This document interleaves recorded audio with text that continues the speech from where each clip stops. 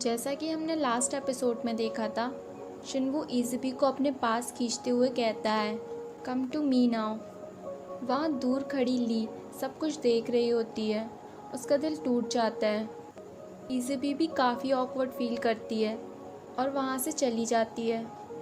शिनवू उसके पीछे जाने की कोशिश करता है, पर संगिल उसे रोक लेता है और कहता है, क्या तुम्हें दिख नहीं रहा वो कितनी अनकंफर्टेबल फील कर रही है। यहाँ बेचारी ली का तो रो रो कर बुरा हाल हो गया था। उसकी फ्रेंड उसे काफ़ी समझाने की कोशिश करती है, पर वो रोए जा रही थी। यहाँ दूसरी तरफ संग्युल भी इज़ुबी के पास आ जाता है, उसे कंफर्टेबल फील कराने। इज़ुबी संग्युल से माफ़ी मांगती है और उसे बताती है कि मैंने तुमसे ये बात छुपाई कि हम दोनों असल में कज़न नहीं हैं। संग्युल कहता है इट्स ओके, इसमें सॉरी बोलने वाली कोई बात नहीं है। संग्युल अपने घर आ जाता है, पर अभी भी वो इज़ुबी के बारे में ही सोच रहा था। वो हर एक पल जो उसने अभी तक इज़ुबी के साथ बिताया है, और वो भी काफ़ी कंफ्यूज होता है। यहाँ दूसरी तरफ इज़ुबी और शिनवू के बीच भी वो अनकंफर्टेबल फीलिंग आ गई थी। दोनों एक दूसरे से काफ़ी कुछ कहना चाहते थे, पर एक दूसरे को इग्नोर कर रहे थे। नेक्स्ट डे ग्रैंडमा को दिखाया जाता है। वो काफ़ी पेल नज़र आ रही थी। वो अपनी बीमारी को छुपाने के लिए काफ़ी सारा मेकअप कर लेती हैं। जब शिनवू स्कूल के लिए जा रहा होता है तो वो अपनी ग्रैंडमा को देखता है और पूछता है, आखिर आप जा कहाँ रही हो। वो उसे झूठ बोल देती हैं, मैं अपने दोस्तों के साथ वेकेशन पे जा रही हूँ और कुछ दिन वहीं मज़े करूँगी। तुम घर का और इज़ुबी का दोनों का ख्याल रखना। यहाँ पूरे स्कूल में शिनवू और इज़ुबी की चर्चा हो रही थी, मानो पूरा स्कूल उनके रिलेशनशिप के बारे में जानना चाहता है। शिनवू जैसे ही क्लास में आता है, एक लड़का उसे कहता है, हे न्यू कपल। शिनवू को काफ़ी गुस्सा आता है। वो उठकर खड़ा हो जाता है, पर इतने में ही सर वहाँ पर आ जाते हैं। तभी एक बच्चा आवाज़ लगाता है, सर शिनवू और इज़ुबी दोनों कज़न नहीं हैं। और एक बार फिर क्लास में वही ऑकवर्ड साइलेंस हो जाता है। यह स्कूल टीचर को दिखाया जाता है। वो अपनी कल की हुई गलती के लिए माफ़ी मांगने आते हैं कि तभी दूसरे सर वहाँ पर आ जाते हैं और कहते हैं, क्या आप इस तरह से माफ़ी मांगोगे? ना तो आपके हाथों में फूल है, ना ही कोई तोहफ़ा। वो उनके कान में एक आइडिया कहते हैं, जिसे सुनकर वो शॉक्ड हो जाते हैं और कहते हैं, क्या इससे उन्हें अच्छा लगेगा? वो सर कहते हैं 100%, और उनके मुंह में हैंकी डाल देते हैं और ज़ोरदार पंच करते हैं, जिससे उनकी नोज़ से ब्लीडिंग होने लगती है। सर अपनी ब्लीडिंग वाली नोज़ लेकर जैसे ही मैम के पास जाते हैं, मैम अपने सपनों में दूसरे सर को याद कर रही होती हैं। उनको इतना दुख उस पंच से नहीं होता जितना उनकी इस बात से होता है। बेचारे सर। पूरे दिन स्कूल में शिनवू को इग्नोर करने के बाद इज़ुबी घर भी जल्दी चली जाती है। यहाँ संग्युल शिनवू को समझाता है, देखा तुम्हारी वजह से उसे कितना ट्रबल हो रहा है। शिनवू कहता है, तो क्या तुम हम दोनों के बीच में आना चाहते हो? सब देख सकते हैं, this is a love triangle. इज़ुबी जल्दी घर पहुँच जाती है, पर दरवाज़ा लॉक होता है। तभी पीछे से शिनवू आकर दरवाज़ा खोलता है। इवन घर में भी इज़ुबी शिनवू को पूरी तरह से इग्नोर करती है और जल्दी सोने चली जाती है। वो इज़ुबी से बात करना चाहता था और इसीलिए वो उसे टेक्स्ट मैसेज करता है, गुड नाइट कहकर।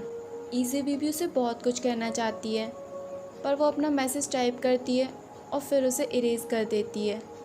पर शिनवू से अब कंट्रोल नहीं होता। शिनवू इज़ुबी से बात करने को कहता है। वो कहती है, कल तुमने जो भी कहा। शिनवू अपने कानों पर हाथ रख लेता है और कहता है, इफ़ इट्स अ रिजेक्शन। इज़ुबी कहती है, मैं तुम्हें रिजेक्ट नहीं कर रही हूँ। वो कहता है, तो क्या तुमने मेरा प्रपोज़ल एक्सेप्ट कर लिया? इज़ुबी कहती है, सच बताऊँ तो मुझे पता ही नहीं है। तो इसका मतलब क्या तुम मुझे पसंद नहीं करती? नहीं, ऐसा बिल्कुल नहीं है। जब मैं तुम्हारे साथ होती हूँ इट्स फन एंड नाइस। शिनवू कहता है, ओके, तो मैं तब तक वेट करूँगा जब तक तुम अपनी फीलिंग को समझ नहीं जाती। I am a cool guy. पर तब तक तुम मुझे प्रॉमिस करो कि तुम मुझे अवॉइड नहीं करोगी, तो कल तुम पूरा दिन मेरे साथ रहोगी। वो कहती है, पर हम पूरा दिन करेंगे क्या? और नेक्स्ट डे शिनवू को सुबह सुबह टिफ़िन पैक करते हुए दिखाया जाता है। वो इज़ुबी को जगाता है और कहता है, आज का शेड्यूल फुल है, जल्दी जल्दी काम करो। और फिर क्या, दोनों को पार्क में दिखाया जाता है। शिनवू इज़बी को साइकिलिंग करना सिखाता है और फिर दोनों बैठकर लंच करते हैं। इज़बी काफ़ी खुश होती है पर वो ग्रैंडमा को मिस करती है। वो शिनवू से कहती है कि तुम ग्रैंडमा को कॉल करो। यहाँ ग्रैंडमा को दिखाया जाता है, वो डॉक्टर के सामने होती हैं। डॉक्टर उन्हें कहते हैं आपको हॉस्पिटलाइज हो जाना चाहिए, ये बीमारी दिन ब दिन बढ़ती जा रही है। वो बाहर जाके शिनवू का कॉल पिक करती हैं और अपने सारे इमोशन को कंट्रोल करके उससे बात करती हैं। शिनवू ये पता ही नहीं लगा पाता कि वो कितनी पेन में है। दोनों पूरा दिन अच्छा टाइम स्पेंड करते हैं। शिनवू नाइट में इज़बी को क्रैकर्स दिखाता है जिसे देखकर वो काफ़ी खुश हो जाती है। घर लौटने के बाद भी शिनवू मोबाइल पर सर्च करता है how to impress someone you like. कई तरह के आइडिया उसके सामने आ जाते हैं जिसमें से उसे हॉरर मूवी का आइडिया सबसे अच्छा लगता है। वो पूरे घर की लाइट्स ऑफ कर देता है और सबसे डरावनी मूवी लगा देता है जिसे देखकर सबसे ज़्यादा डर तो शिनवू को ही लगता है। शिनवू तो डर के मारे बेहोश ही हो जाता है। इज़बी उसे काफ़ी उठाने की कोशिश करती है और उस चमकती रोशनी में इज़बी को देखकर शिनवू एक बार फिर बेहोश हो जाता है। यहाँ एक बार फिर उन स्कूल के बदमाशों को स्कूल के एक स्टूडेंट को सताते हुए दिखाया जाता है। इज़बी जैसे तैसे कैंडल जला के शिनवू को उठाने की कोशिश करती है और शिनवू आखिरकार उठ जाता है। इज़बी कहती है ये सीन मैंने ड्रामा में देखा था जहाँ म्यूजिक के साथ कैंडल जल रही थी।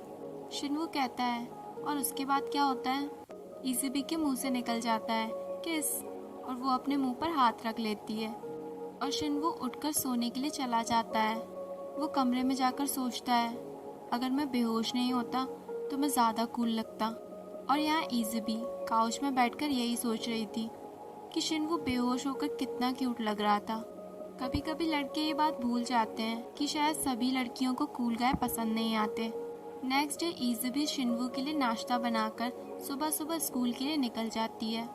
इज़बी को क्लासरूम में काम करता हुआ दिखाया जाता है जहाँ वो एंजल भी होती है। एंजल उसे एक बुक देती है। इज़बी कहती है तुमने इसे कहाँ ढूंढा?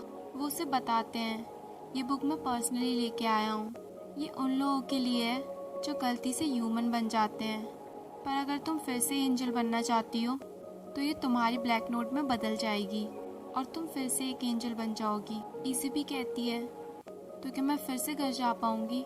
एंजल कहती है क्या तुम खुश नहीं हो? और तभी एक लड़की क्लास में एंटर करती है और एंजल गायब हो जाती है।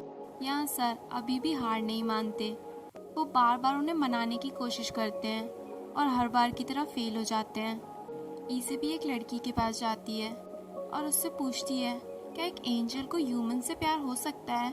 वो कहती है इस बुक में तो यही लिखा है। इज़बी कहती है पर ये कैसे पॉसिबल है? वो कहती है जब एक एंजल ह्यूमन से प्यार करती है तो वो भी एक ह्यूमन में बदल जाती है। इज़बी को भी इस बुक में काफ़ी इंटरेस्ट आता है। वो भी उस लड़की के पीछे पीछे जाती है और कहती है क्या इस टाइप की बुक और भी हैं? और तभी ली और उसकी फ्रेंड उसे पकड़ लेती हैं और उसे आइसक्रीम और कोक देती हैं। वो कहती हैं तुम इन दोनों को साथ में पियो। वो जैसे ही दोनों को मुंह में डालती है वो सारा का सारा ली के कपड़ों पर गिरा देती है। दोनों की चाल उल्टी पड़ जाती है। सभी लोग स्कूल से घर जा रहे होते हैं। तभी शिनवू का दोस्त कहता है चलो हम दोनों गेम खेलने चलते हैं। शिनवू इज़बी को भी इनवाइट करता है पर इज़बी कहती है मुझे घर पर काफ़ी काम है। शिनवू भी तुरंत मना कर देता है। शिनवू का फ्रेंड कहता है अच्छा तुम्हें गर्लफ्रेंड मिल गई तो तुमने गेम वगैरह सब छोड़ दिया? तभी इज़बी कहती है मुझे घर पे काम है और मैं वहाँ बैठकर ड्रामा भी देखूंगी, तो तुम अपने दोस्तों के साथ जा सकते हो। और शिनवू बिल्कुल वैसा ही करता है। यहाँ इज़बी जैसे ही घर पहुँचती है एक आदमी दुकान के बाहर खड़ा होता है। वो इज़बी को बताता है कि तुम्हारी ग्रैंडमा ने दुकान को सेल करने को कहा है और मैंने एक अच्छा ग्राहक भी ढूंढ लिया है। इज़बी को कुछ भी समझ नहीं आता। इज़बी सीधे ग्रैंडमा को कॉल करती है। ग्रैंडमा उसे ये बात शिनवू से छुपाने को कहती है और फ़ोन काट देती हैं। इज़बी घर में अकेली होती है। वो अपनी उस बुक को देखती है और अपना हाथ उस पर रखने ही वाली होती है कि उसके पास ली का कॉल आ जाता है और वो उससे मिलने पहुंच जाती है। ली कहती है मैं मर जाना चाहती हूँ। इज़बी उसे समझाती है अगर तुम मर जाओगी तो तुम शिन्वू को कैसे देख पाओगी? उसे देखने का फ़ायदा ही क्या है? उसे मेरी कोई परवाह नहीं है। और ली रोने लग जाती है। इज़ेबी कहती है, क्या ह्यूमंस तब रोते हैं जब वो किसी को लाइक करते हैं? ली कहती है, जब हम किसी को इतना पसंद करते हैं तो हमें हर्ट होता है। इज़ेबी कहती है, क्या मैं तुम्हारे लिए कुछ कर सकती हूँ? ली उसे पानी और टिश्यू लाने को कहती है। उसका बैग रख लेती है और इज़ेबी के जाने के बाद वो उसके बैग को चेक करती है। रास्ते में इज़ेबी को शिन्वू मिलता है। वो उससे पूछता है, तुम यहाँ क्या कर रही हो? क्या तुम मेरा वेट कर रही थी? ली ने उसे बताने से मना किया था कि वो दोनों मिले, इसलिए वो झूठ बोल देती है। हाँ, मैं तुम्हारा वेट कर रही थी। शिन्वू उसे प्रेजेंट देता है और इज़ेबी काफ़ी खुश हो जाती है। दोनों साथ साथ घर लौटते हैं और इसी के साथ हमारा ये एपिसोड यहीं पे ख़त्म हो जाता है।